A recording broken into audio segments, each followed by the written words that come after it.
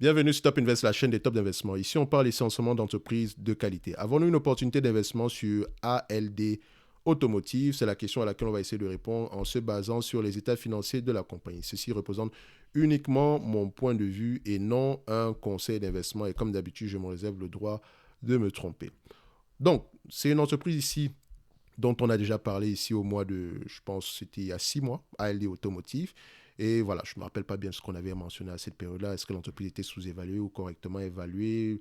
Laissez-moi le temps de regarder ça rapidement ici. Mais voilà, je vous avais mentionné ici que c'est une compagnie qui va gagner beaucoup d'argent, enfin qui gagne beaucoup d'argent cette année-ci parce que c'est, voilà, les voitures, comment on appelle ça encore? Le sexe, c'est un vendeur de voitures. On va le faire simple. Je sais qu'on est on est dans le leasing, mais attention, les voitures qu'on met ici en leasing sont faites pour être revendues après une certaine période. D'accord? Donc, ce qui veut dire que c'est un vendeur de voitures, que vous le vouliez ou non. Allez-y, regardez ici la dépense en capital. Vous allez voir ici qu'il y a une partie, il y a une dépense en capital ici. Il y a une dépense en capital pour l'achat de véhicules et il y a des rentrées d'argent il y a des rentrées d'argent également en termes de vente de véhicules. Mais ça se déroule généralement sur la troisième partie du bilan ici, qui est le testament of cash flow. Donc, je ne sais pas comment on appelle ça en français, excusez-moi. Donc, je pense que c'est ouais, le tableau des flux de trésorerie, je pense que c'est comme ça qu'on appelle ça. En tout cas, donc, c'est un vendeur de voitures. Je vais le dire comme ça, d'accord? C'est un vendeur de voitures. Donc, actuellement, qu'est-ce qui se passe sur la vente des voitures? Qu'est-ce qui se passe au niveau du secteur automobile? Le secteur automobile, ici, présentement, il y a une pénurie en termes d'automobile, enfin, en termes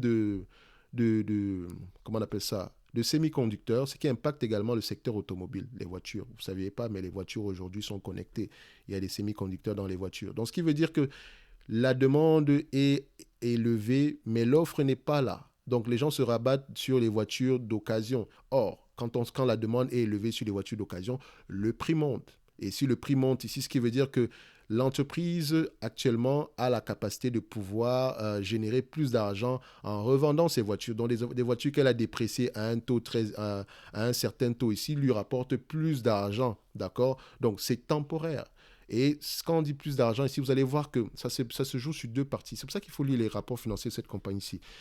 Elle déprécie moins en termes d'actifs. Et vous avez l'impression qu'elle gagne beaucoup d'argent en termes de bénéfices nets. C'est parce qu'elle déprécie moins. Tout simplement parce que la valeur résiduelle de ces actifs-là a clairement augmenté. OK? Donc, on aura tendance à avoir des bénéfices nets qui sont à peu près élevés ici, etc. Mais comme je l'ai dit, c'est temporaire. C'est temporaire. Parce qu'une fois que le secteur va revenir à la normale au niveau des ventes automobiles, d'accord, les bénéfices nets vont diminuer. Je sais également qu'elle a en train de faire l'acquisition de LeasePlan ici. Après avoir, j'ai à peu près lu les rapports du dernier trimestre ici. Il semblerait que ce soit en bonne voie, si ça n'a pas déjà été bouclé ici. OK? Donc, ça reste une compagnie financière. Faites très attention. Encore une fois, faites attention, ne regardez pas juste ça comme ça. Ça reste une compagnie financière, donc moi je vais l'évaluer comme tel, d'accord? Donc je ne suis pas le bénéfice net, le PER ici ne m'influence pas du tout, dans le sens où je sais que les bénéfices nets actuels ne sont pas durables. Et je vous ai expliqué pourquoi est-ce que je pense que ce n'est pas durable, et je pense que le management vous le mentionne également. En moyenne, ici, vous allez voir que c'est une entreprise qui a des bénéfices nets en moyenne de combien? Déjà, vous pouvez voir ici que la marge pète le plafond généralement, littéralement.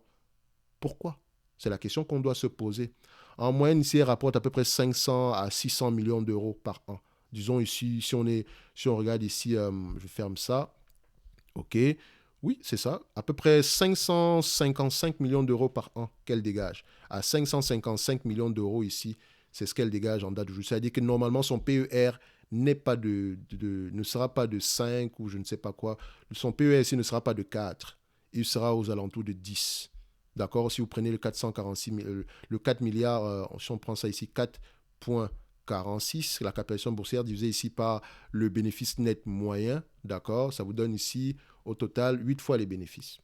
D'accord? Donc, et ici, je pense que l'entreprise ici a 10 fois les bénéfices ici pour cette entreprise ici, c'est assez correct, d'accord? Donc, on se dira ici que l'entreprise sera probablement est correctement évaluée et non sous-évaluée, D'accord? Et on pourrait également le voir ici en prenant en considération les tangible book value. Et on privilégie ici une entreprise qui a des actifs tangibles qui ont des actifs tangibles à peu près croissants. Ici, et vous allez voir que la plupart des actifs tangibles nets ici, le max ici, c'est par rapport à la valeur résiduelle des véhicules. Donc, si on calcule mal la valeur résiduelle des voitures ici, ce tangible book value-ci n'aura pas de valeur. OK, donc il faut faire attention également par rapport à ça. Donc, si on évalue l'entreprise ici de manière, voilà, si on veut se protéger, vaut mieux l'acheter à la valeur de ses actifs nets par action. Donc, c'est-à-dire qu'en date d'aujourd'hui, les actifs nets par action, on est aux alentours des 10,86 €. Donc, l'évaluation actuelle de la compagnie qui est aux alentours des 11 €, l'entreprise serait correctement évaluée. D'accord? Si on regarde également ici par rapport au PER, généralement, le marché paye combien? Je n'ai même pas pris en considération la dette ici. Hein.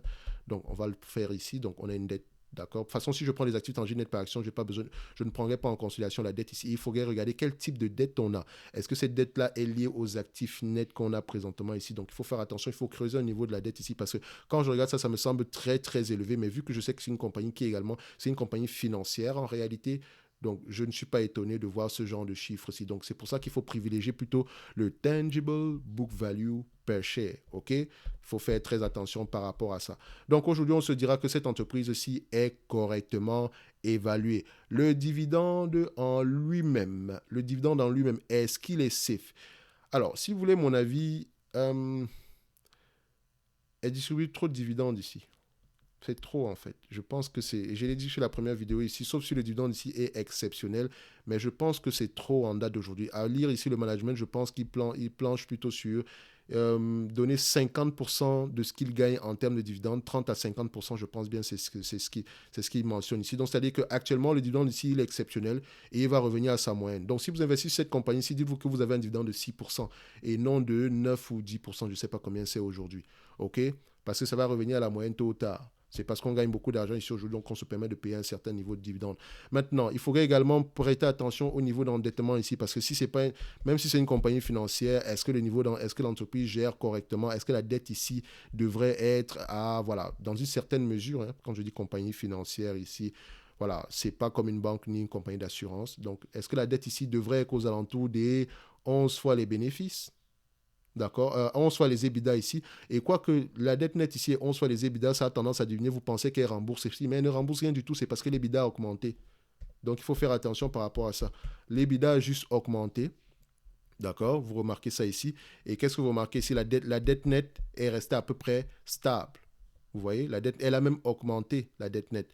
D'accord? Donc, il faut faire attention quand vous prenez uniquement les ratios. Il faut souvent les décomposer afin de voir à peu près qui évolue, qui diminue. Or, si on avait ici un EBITDA ici qui était resté à peu près stable, ou bien une dette nette qui diminuait, on pourrait se dire ici que l'EBITDA ici, le ratio est en train de l'entreprise en train de se désendetter. Mais ici, c'est clairement pas ça. Au contraire, la dette a plutôt augmenté. Parce que si on revient à la moyenne des EBITDA ici, avant l'acquisition, on est aux alentours des 720 ici, millions ici. Et si on prend ici par rapport aux dividendes, par rapport à la dette nette actuelle ici, on sera quelque chose aux alentours des 27 fois les EBITDA ici. Donc, il faut faire attention au niveau d'endettement ici.